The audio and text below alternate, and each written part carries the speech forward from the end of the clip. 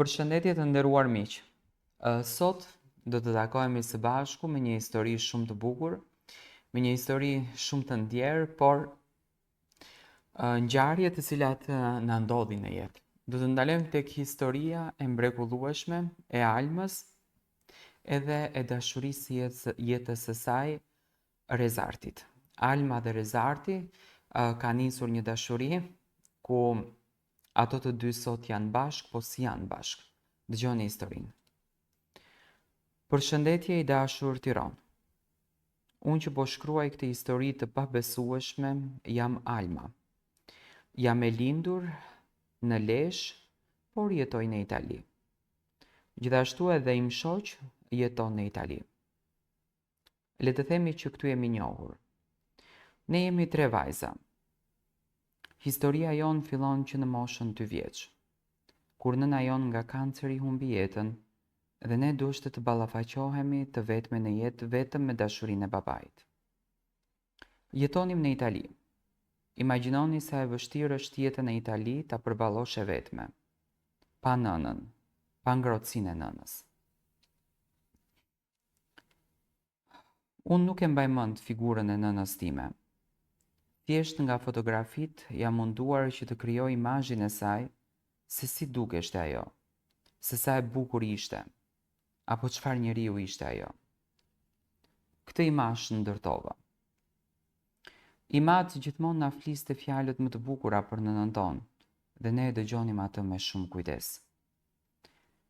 Babai pas disa vitesh mendoi që në jetë na sillte një njerëk, që në fakt unë nuk dua ta thras njerëk sepse ajo ka qenë njeriu më i mirë në botë, njeriu më i mirë që mua më rriti, u kujdes për mua dhe më dhuroi gjithë dashurinë. Atë unë e kisha nën. Ajo që në ditën e parë kur erdhi në shtëpinë tonë, ajo u sill shumë ngrohtë me ne. Le të them që na dhuroi atë dashuri që na mungonte shumë prej nënës time. Na dhuroi atë ndjesi që unë nuk e kisha përjetuar kurrë dhe na rriti po si ç'dinte ajo.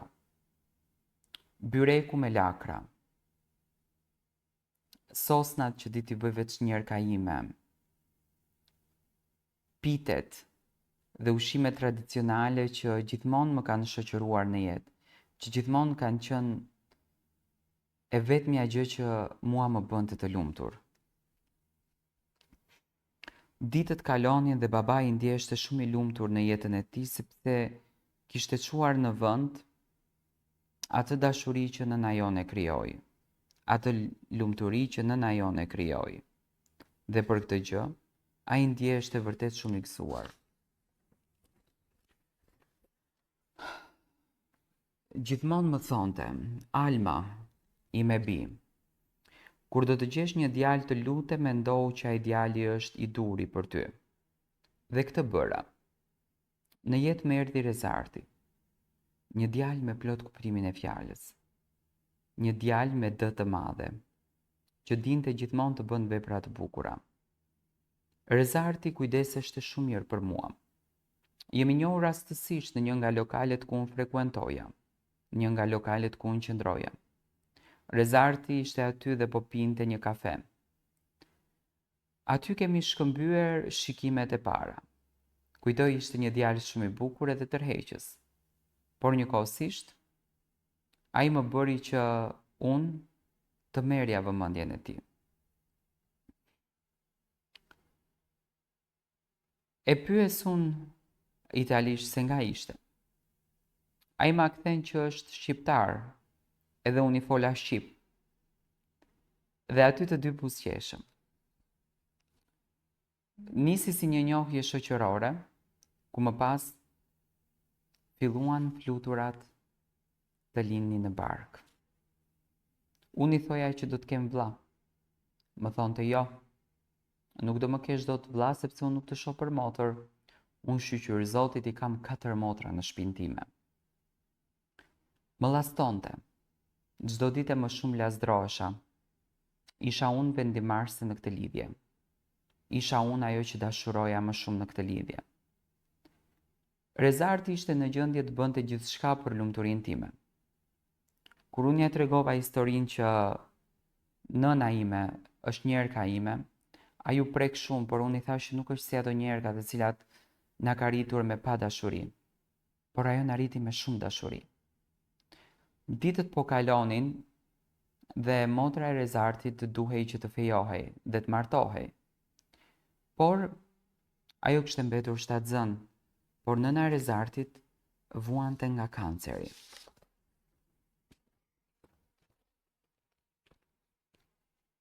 Rezarti më thriti në kafe dhe më pyeti që në qoftë se unë do t'isha dakord për një martesë, pasi që ai nuk kishte para në atë kohë.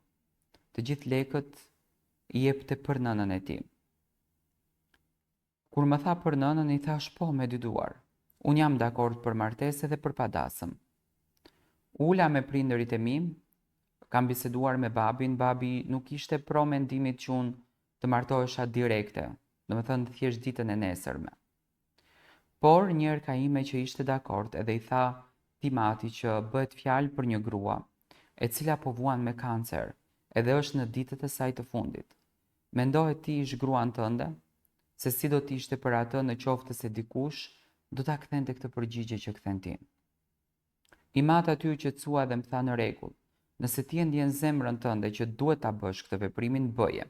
Edhe sikur ky veprim të jetë i gabuar, shkruaje një të mirë në zemrën tënde. Dhe kështu ndodhi. Unë e bëra këtë veprim. Unë shkova dhe u martova. Padasëm. Fillova shumë të kujdesesha për vjerën time, sa që nga dita kur unë ika në atë shtëpi, vjera ime jetoi dhe 2 muaj.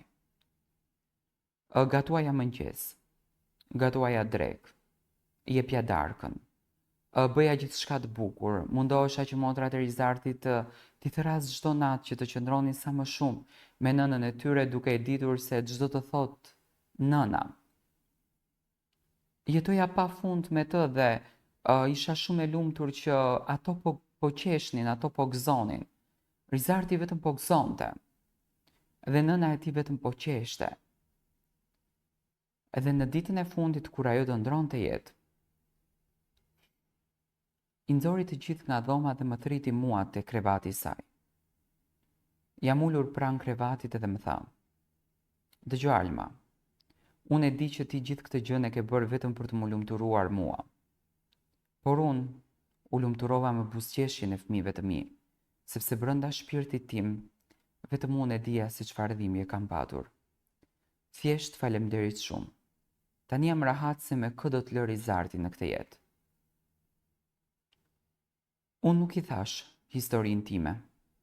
Ajo takoi njerëkën time, por e takoi si nënën time. Dhe thjesht në atë moment ajo ka mbyllur syt. Unë ndjeva shumë keq, nga që në moment rast Rizartin i cili ishte në korridor, normalisht, si çdo fëmijë i cili preket me humbjen e nënës, Rizarti filloi që të bërtet bashkë me motrat, edhe aty e kuptuam që nëna iku. Nëna nuk ishte më në mesin tonë. Trishtimi e kaploi familjen, shtëpinë dhe gjithçka tjetër. Duhej të bëheshim të forta. Nëna u varros. Por unë asnjëherë nuk i largova vajzat nga shtëpia. Gjithmonë bëra të pamundurën që motrat e Rizartit të vinin në shtëpi, të kaloni momente të bukura dhe të argëtoheshim. Pas 5 muajsh të vdekjes së nënës, Rizarti punoi mirë dhe më pyeti për një diçka. A dëshiron që ne të martohemi me një dasëm të madhe? Nëna ime me tradita të vjetra më thonte jo, sepse vjera jote ka ndruar jetë ka 5 muaj. Por motrat e Rizartit më thonin po. Nëna kishte një ëndër të vetme ta shikon Rizartin dhëndër, dhe të lutem bëjeni këtë dasëm. Dhe ne kemi vendosur. Javës tjetër do të martohemi dhe doja të shpreh falënderime ndaj familjes së Rizartit dhe të gjithë ato njerëz që na qëndrojnë pranë në ditë të rënda dhe të bukura. Kjo është jeta ime. Bëni vepra të bukura sepse e mira kthehet me të mirë. Kjo është historia e Almës. Dhe unë nuk do ta zgjash më shumë se kaq. Bëni vepra të bukura se historia kthehet me të mirë.